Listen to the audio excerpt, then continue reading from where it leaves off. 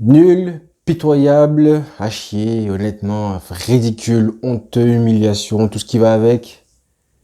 Tous les adjectifs que vous voulez, on a été pitoyable, ridicule, la pitié, vraiment, il me fait de la peine.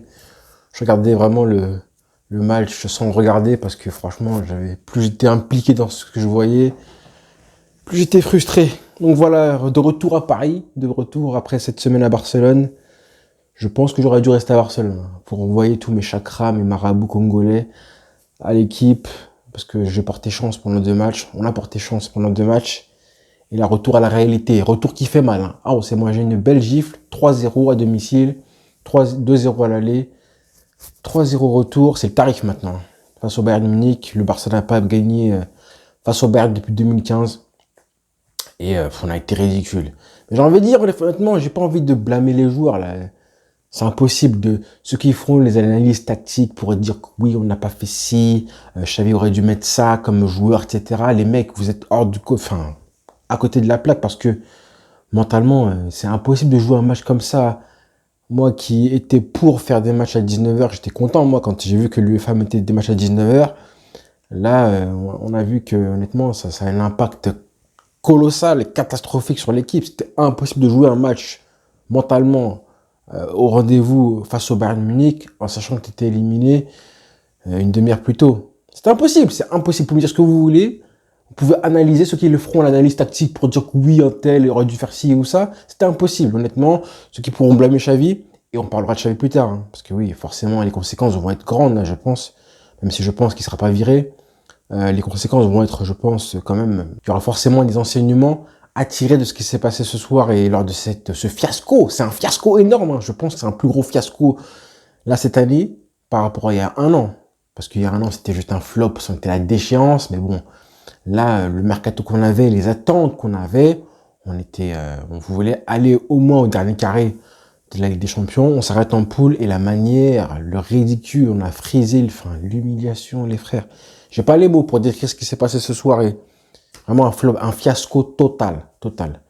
Donc on fera des vidéos pour un petit peu dire quels sont les coupables de tout ça, pour tirer les enseignements de tout ça. Mais ce soir, c'était pas possible de jouer convenablement. Le mental n'était pas là. C'est impossible d'être motivé. Quand il n'y a pas d'enjeu, tu es déjà éliminé. Donc t'as moins de motivation à aller chercher un résultat. On jouait seulement pour ne pas friser le ridicule. Et on l'a pas frisé, on l'a bien touché le ridicule. Donc forcément, mission complètement échouée. Franchement, que dire du match? En soi, que dire du match? On a essayé un petit peu de choses tactiquement, mais tous les joueurs ont été mauvais. Et quand tous les joueurs sont mauvais, c'est que psychologiquement ou tactiquement, il y a quelque chose qui va pas. Là, psychologiquement, c'était impossible, les frères. Impossible. Encore plus quand tu prends ce premier but qui te tabasse le mental encore plus, qui te met la tête au fond de l'eau. J'ai envie de blâmer Bellerin, et bon, le mec, il vient d'arriver, il a zéro repère, il joue avec de la peur, ça s'est senti, il joue très mal le hors-jeu, tellement mal le hors-jeu, sur les 2 buts, hein, pour moi, il est coupable sur les 2 buts, et troisième but, j'ai même pas envie d'en parler, le penalty de Lewandowski, bah, il n'y a pas faute de Lewandowski, donc c'est bien l'arbitré, l'arbitre a été correct, hein, même si j'aurais bien aimé qu'il mette un carton jaune au début du match sur De Ligt et tout. Ça aurait un petit peu changé le match. Peut-être que De Ligt n'aurait pas intervenu comme il l'a fait sur l'action avec Lewandowski. Mais globalement, il n'y a rien à dire. Ils sont plus forts que nous. Il y a un contexte avant le match qui fait que le rapport de confiance, il est diamétralement opposé. 3-0, c'est gentil. Hein. Ça aurait pu être pire. Hein. Franchement, ça aurait pu être 8-2 encore une fois. Donc franchement, que dire de plus?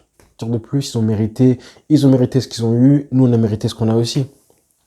Mais forcément, tu as envie de te dire que les détails, les choses qui doivent être améliorées, c'est pas ce soir, c'est les matchs d'avant, d'accord? C'est les matchs d'avant.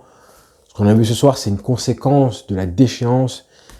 C'est la déchéance qu'on a eu ce soir, c'est plutôt les conséquences de ce qui n'a pas été face à l'Inter Milan et même le match aller face au Bayern Munich où tu dois gagner, mais on a pêché dans la finition, rappelez-vous. Donc tout ça, c'est une suite logique d'événements, des petites choses qui se sont accumulées, les blessures, l'arbitrage et la faillite.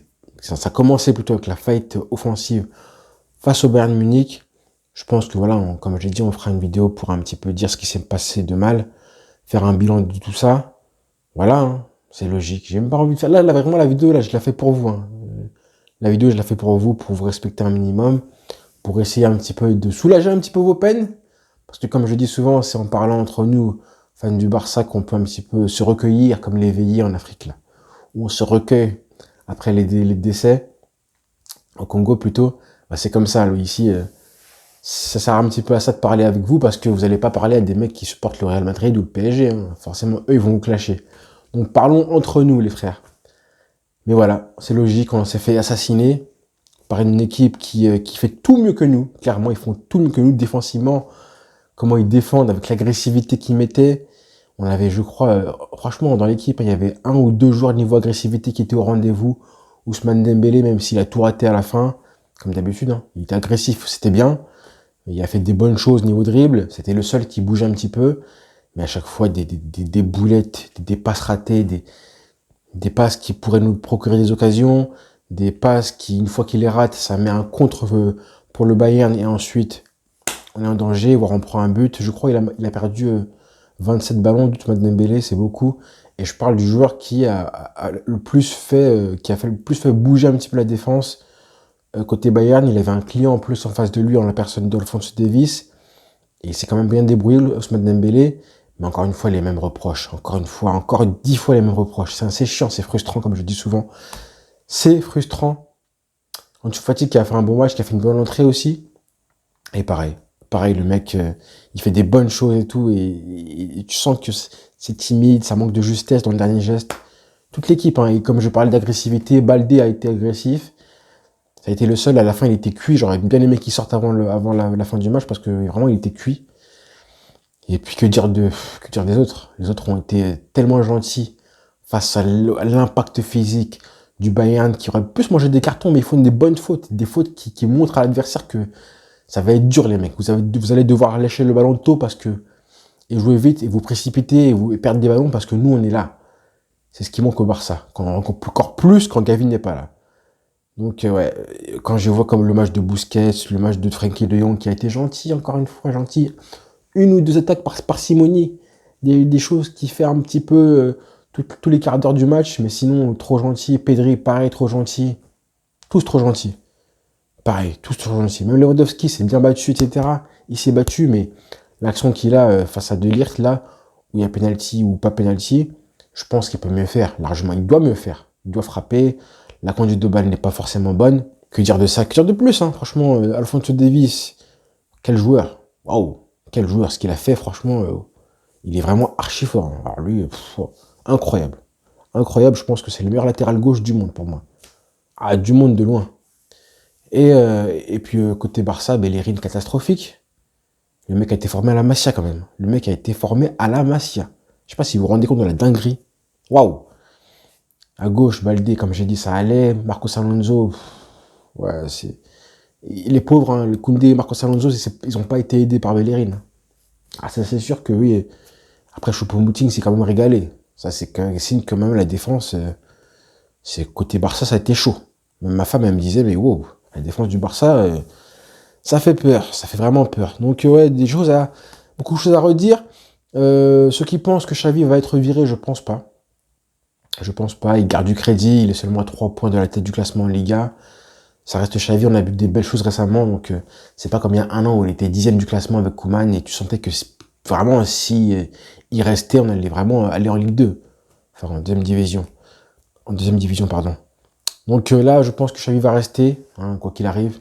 Et je pense que pour l'instant, il faut qu'il reste. Parce qu'il n'y a pas mieux sous le coude. Et parce que l'équipe a confiance en lui, les joueurs ont confiance en lui. Il n'y a pas de rupture vraiment entre les joueurs et lui. Et voilà, maintenant on attend que des sanctions soient prises. Parce que Laporta avait dit, hein, perdre aura des conséquences. Et on veut que les joueurs assument leurs responsabilités.